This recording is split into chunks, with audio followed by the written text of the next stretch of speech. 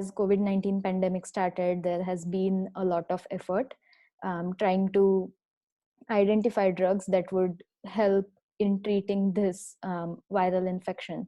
So there is a lot of repurposing effort that is being made.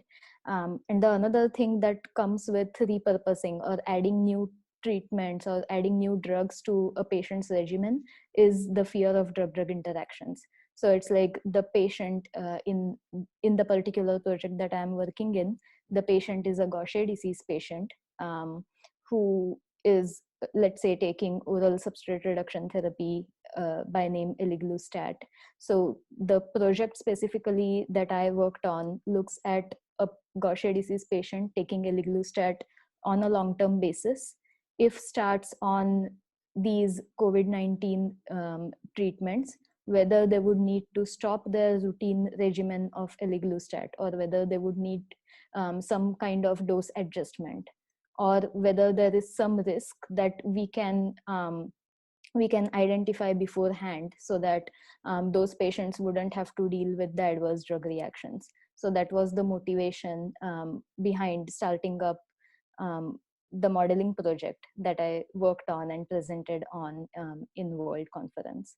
So the specific modeling technique that I am using is called physiologically based pharmacokinetic modeling. So this is a computer-based mathematical approach that basically takes into consideration different aspects of the drug, different aspects of the patient who is taking that drug, and different aspects of dosing, how frequently the dose is given, how much dose is given.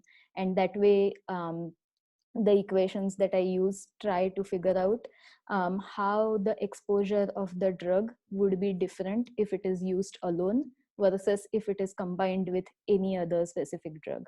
So typically this drug-drug interaction simulation study can take place in any of the two drug pairs, but you can also add on many more drugs to mimic the polypharmacy scenarios that the older adults or people are usually facing.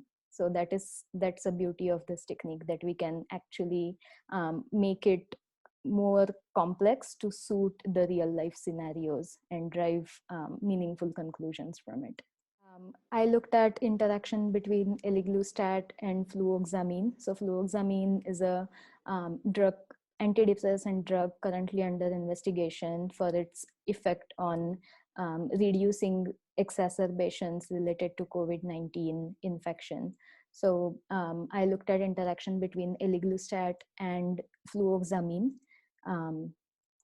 One important thing to consider with eliglustat is that the dose of eliglustat is different for different metabolizing types or metabolizing statuses of patient. So based on an enzyme that breaks down eliglustat inside the body, people usually fall within one of the four categories: extensive metabolizer, ultra rapid, or intermediate or poor metabolizers. So based on those categories, the dose of eliglustat is different for different patients. And that way, the intensity of the interaction can also be different. So I simulated drug-drug interaction scenarios for extensive metabolizers and intermediate metabolizers, taking eliglustat at their usual doses, combined with fluoxamine, 100 mg given thrice a day.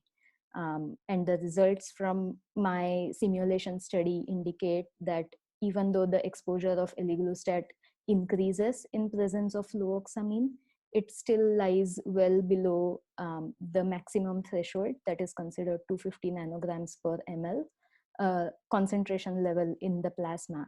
So that is still lying well below that particular threshold. So maybe patients don't need to modify their eliglustat regimen, or patients don't have to absolutely stop taking eliglustat. They can still use fluoxamine with considerable safety, although there is always a risk of patients having some different effect, like how they are called outliers. So there is always a possibility of some aberrant concentrations being seen, and that way therapeutic drug monitoring, if available, can be of a great help.